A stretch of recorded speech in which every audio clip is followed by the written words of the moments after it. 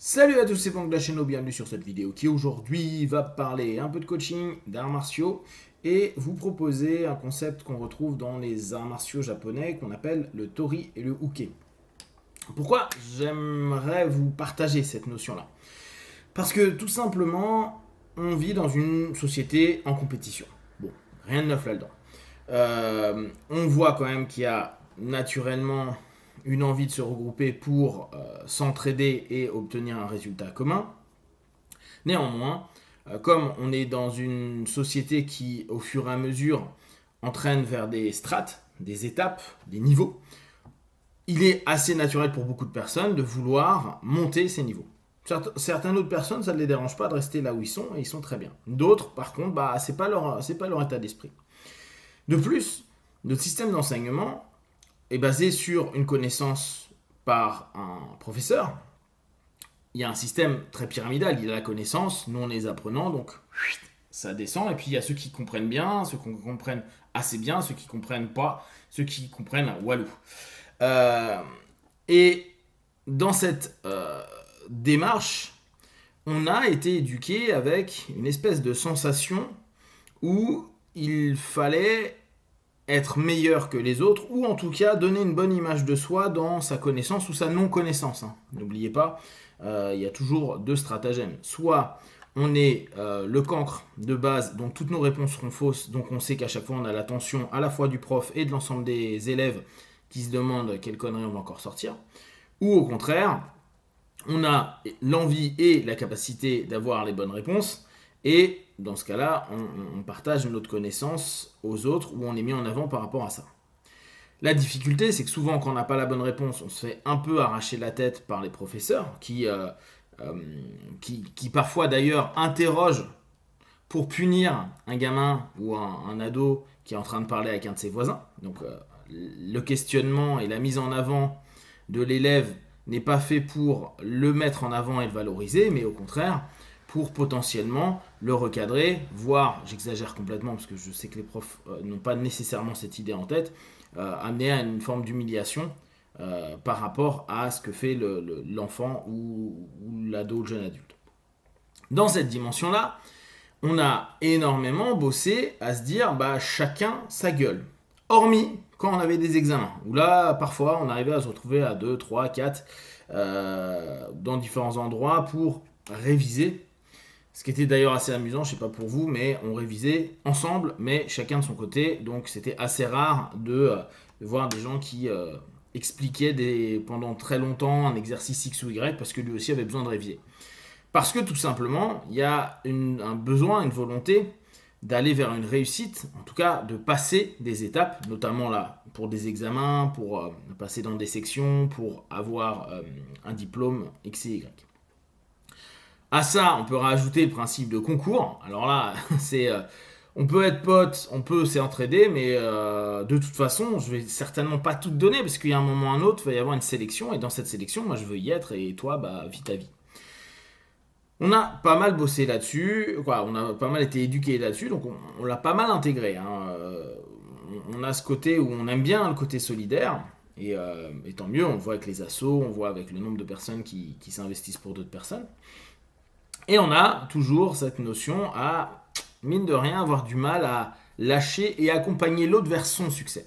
Peut-être que l'une des choses les plus complexes, c'est ça, c'est accompagner l'autre à réussir, accompagner l'autre à se sentir bien, accompagner l'autre à être meilleur que nous. Ça, il y en a beaucoup qui ont du mal. Et ce qui est complètement compréhensible, c'est pas du tout critique. C'est de se dire, bon, je vais accompagner des gars qui, si on a un examen, si on a une compétition, sera meilleur que moi. À moins qu'on ait complètement admis que le gars soit, ou la femme soit au-dessus de nous à 100%, tant qu'il y a un petit doute, genre ouais, mais je pense que j'ai son niveau ou je peux le battre, c'est dur d'accompagner l'autre vers son succès. Ce qui fait d'ailleurs un des gros plus dans les arts martiaux d'opposition, c'est qu'il y a cette espèce d'émulation constante entre je vais t'éclater, non c'est moi qui vais t'éclater, je vais t'éclater, et après on met ça sous un bon mindset, on est là pour s'entraîner, on s'amuse, mais on sent quand même que ça cogne ou que ça lutte dur, parce que j'ai pas envie de perdre un point, j'ai pas envie de me prendre un sale coup, etc. etc. Et de là, s'engage la notion de, pour moi, qui est hyper important, de Tori Uke. Tori, la plupart du temps, c'était celui qui attaque et Uke, celui qui reçoit la technique. Depuis quelques années, dans mes cours de Jutsu, à mes cours de Luta ou de MMA, je dis souvent à mes gars, pensez bien que le Uke, donc celui qui va recevoir la technique, doit accompagner le Tori au succès. Un des arts martiaux qui a le mieux compris ça, pour moi, c'est l'aïkido et souvent les katas de judo. Je parle pas du judo en tant que tel, encore qu'il y a certains styles qui le sont, mais les katas de judo et l'aïkido. Alors, les gens vont dire, bah oui, mais il n'y a pas d'efficacité, l'un aide l'autre. Et c'est exactement ça qui m'intéresse. C'est cette capacité de voir les choses différemment de ce qu'on nous a enseigné depuis des années sur un rapport assez compétitif.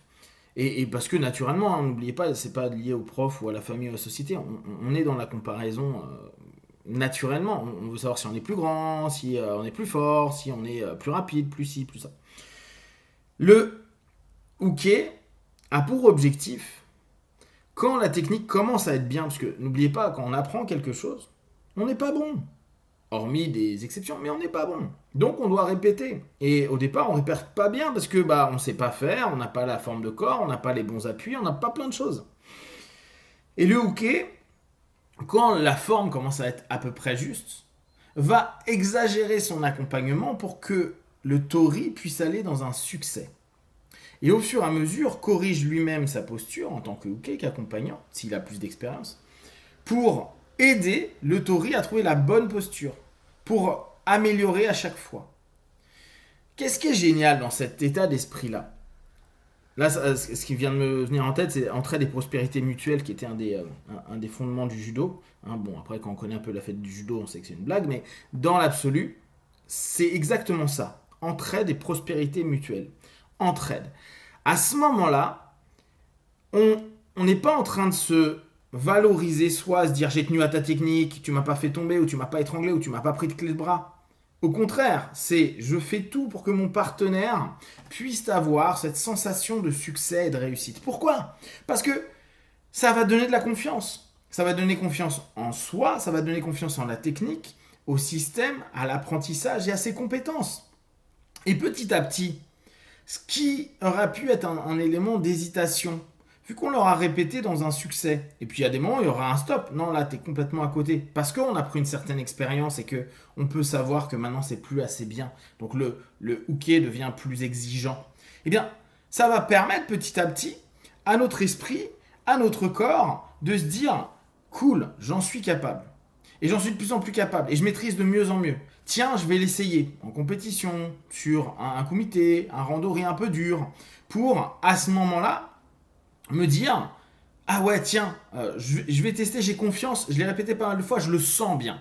Je le sens bien. Combien de fois, que ce soit dans le sport, mais dans la vie, tous les jours, vous sentez un changement quand vous dites, ça je le sens bien, je sens que je vais y arriver, ça j'en suis capable, ça je peux. Si on prend la sémantique que je vous propose actuellement, tiens, je sens que j'ai les options, différentes options qui me permettent de le faire. Et pas différentes options où je me crispe et je me dis, ah non, mais si je fais ça, ça marche pas, et si je fais ça, ça marche pas, je suis pas assez bon, je suis trop nul, je suis trop lent, je suis pas assez intelligent, je suis pas assez grand, je suis pas assez blablabla, blablabla, blablabla.